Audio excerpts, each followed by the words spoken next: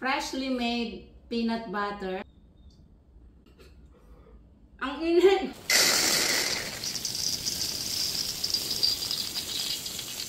Hello ka-umami! Gagawa po tayo ng homemade peanut butter. Ayan, ito po yung isa sa pinagkakakitaan ko noon or business dito sa Thailand na ibinibenta sa ating mga kababayan dito. At ang ginagawa ko pong peanut butter ay no oil added. Wala pong kasamang or halo na oil. At dalawang klase po yung ibinibenta ko noon, yung may asukal at walang asukal. Kaya dalawang klase din yung gagawin natin ngayon. Yung isa ay para sa ating pampalaman, yun namang no sugar ay para sa ating mga pagluluto like kare-kare. So naisipan ko na namang gumawa dahil nga naubusan na naman ako ng stock. So hindi na ako bumibili ng peanut butter sa grocery store mula nung marunong na akong gumawa at nagkaroon itong ating machine. So ito po yung machine na ginagamit ko. Ito po yung tinatawag na colloid machine. Dati po, nung una pa lang ako nagtitinda-tinda, ang gamit ko ay yung food processor na pang peanut butter lang. Pero hindi siya super heavy duty, kaya madaling masira at mabagal.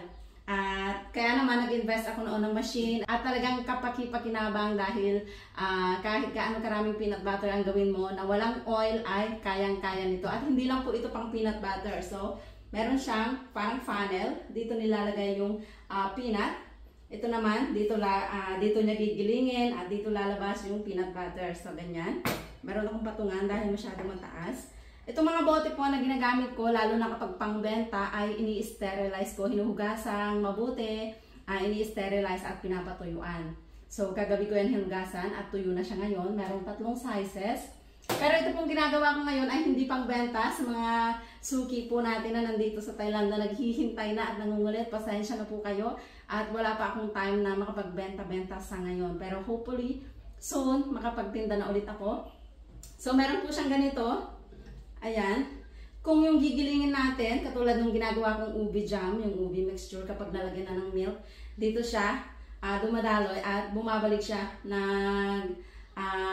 si-circulate siya para lalong maging smooth. Pero ang peanut butter ay once lang na gigilingin. So paglagay natin sa funnel, ganyan, lalabas na siya. No oil added. Papakita ko po sa inyo. Ito po ay na-adjust din. Meron siyang adjustable siya. Pwede mong gawing smooth or hindi smooth yung iyong mga ginigiling at hindi lang pang peanut. Maraming klaseng pwedeng gilingin dito. Ayan, so umpisahan na natin. Meron tayong asukal at asin, pero kalahati niyan ay lalagyan natin ng sugar, yung kalahati ay no sugar. Katulad ng sinabi ko kanina, pangluto, yung iba ay papamigay din natin sa mga kaibigan natin na malapit dito. So ayan, tinanggal ko muna yung bote para mailagay natin. Ito, hindi natin kailangan. Detachable siya actually, pero huwag na natin tanggalin.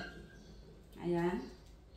So, kapag naglalagay po ako ng asukal sa sa 5 cup ng roasted peanuts, 2 tablespoon of sugar lang. Ganun lang katamis yung gusto naming tamis or level ng tamis ng peanut butter. Lalagyan na natin. No oil sa umami. Lapit natin.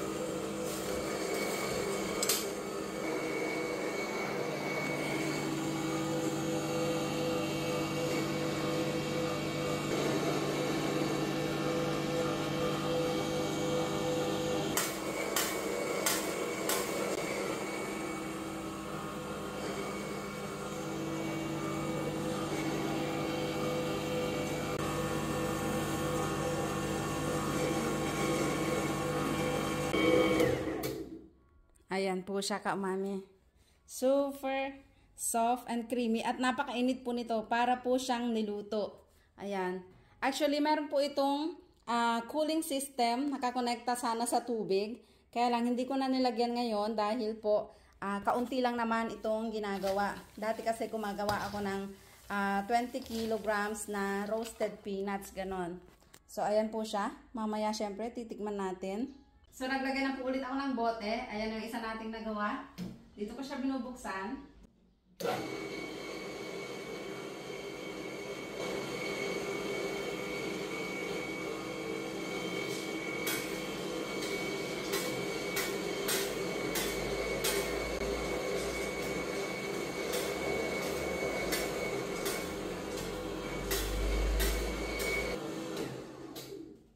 Kapag po pinupush-push natin siyang ganon, ay mas hindi siya ganun ka-smooth kasi mapupuwersa siya. Pero kung gusto natin yung super smooth katulad ng nauna, ay hindi natin siya kailangan i-push-push. Ito yung para sa nagmamadali. Ayan. Pero soft pa rin, creamy pa rin. May kaunting pagkakaiba lang.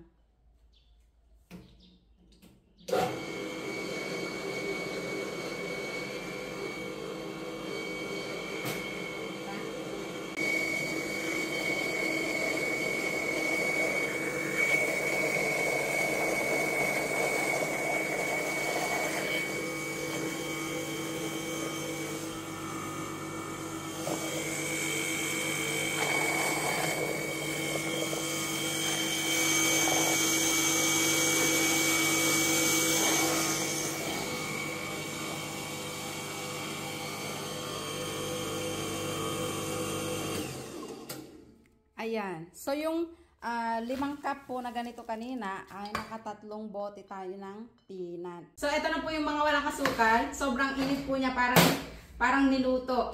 Hindi mo siya mahawakan sa sobrang init. Parang niluto po siya dito sa loob. Pati ito ay napakainit. At maglalagay lang po tayo ng kaunti. Dahil nga, ayaw naman natin ng sobrang tamis. Mga 2 tablespoon lang. Ito yung ating pampalaman. Ito yung ating pangluto. Masarap din pampalaman dahil matamis na yung ating mga bread.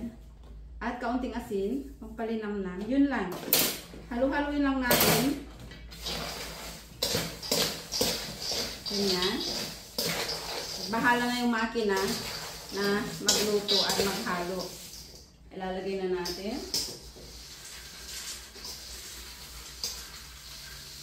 Yan. Okay. Ngayon na hindi na ako naglagay ng patungan dahil malaki na yung ating bote. So, yan. Punong-puno po siya. Buksan na natin.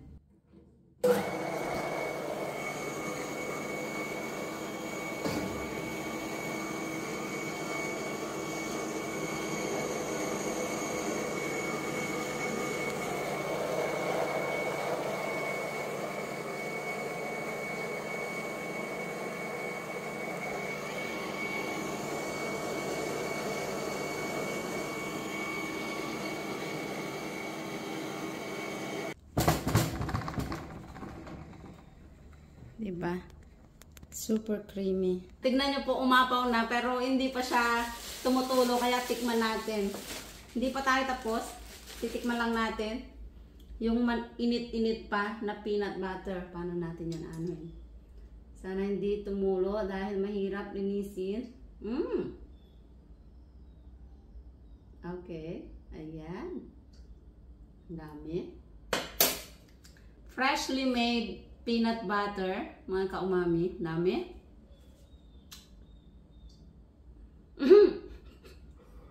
Ang init.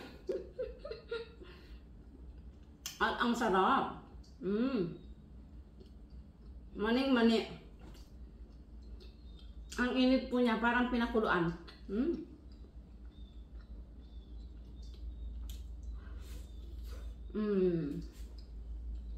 Alam niyo po, nung bata ako, favorite kong peanut butter. At pinapapak ko siya. Super creamy, di ba? Walang oil po yan. Di ba?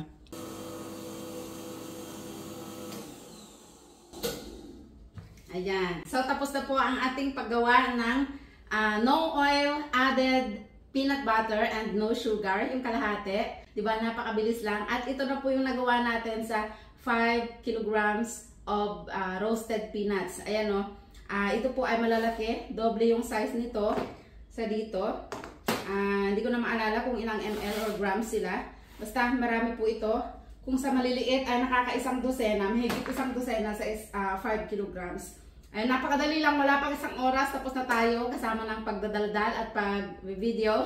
Dati yung ginagamit kong food processor na maliit ay magasto na sa kuryente, napakabagal pa pagpupuyatan mo yung ganito lang karami na peanut butter. Napakabilis nga ng ating peanut butter, ito naman yung mahirap, ang init. So, huhugasan ko po siya, mahirap siyang hugasan dahil babaklasin siya at kailangan din linisan sa loob. Pagkatapos hugasan ay papadaanan ng mainit o kumukulong tubig at saka i-blow dry hanggang sa matuyo yung loob dahil hindi na ito masyadong nagagamit para kapag na-stack siya, hindi siya magkakaroon ng kahit na anong mikrobyo o hindi mamaho. So sana po ay nagustuhan nyo na naman ang video na ito. Please share para magkaroon ng idea yung ating mga kaumami na negosyante o nagbabalak o naghahanap ng pwedeng mapagkakitaan sa bahay.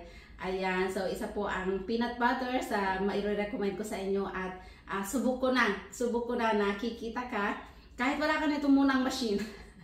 Kikita ka pa rin, mahirap nga lang at mabagal. Pero syempre, lahat naman tayo ay nag-uumpisa sa mahirap at mabagal. So, kung itatanong nyo po kung saan ko nabili ang machine, dito lang po sa Thailand. Dito lang din yata yung manufacturer nila. So, ito po ay tinatawag na colloid machine. And I'm sure mahahanap nyo po ito sa mga online. Hindi siya ganitong ganito, pero I'm sure marami dyan na mga stainless steel made of peanut butter machine. At hindi lang po peanut butter yung pwede nyo gawin dito. Napakarami. Pati na rin yung soy milk, yung soy seeds, lalagyan natin dyan, or soybean.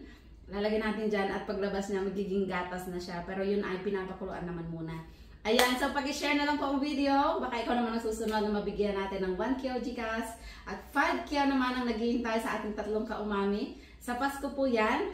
Ayan, kung mayroon pa po kayong mga katanungan tungkol sa pagtitinda, pagpipinut butter para dito sa machine, mag-comment lang po kayo at sana at pipilitin kong masagot kayong lahat. Thank you for watching. Tara, magpalaman na tayo.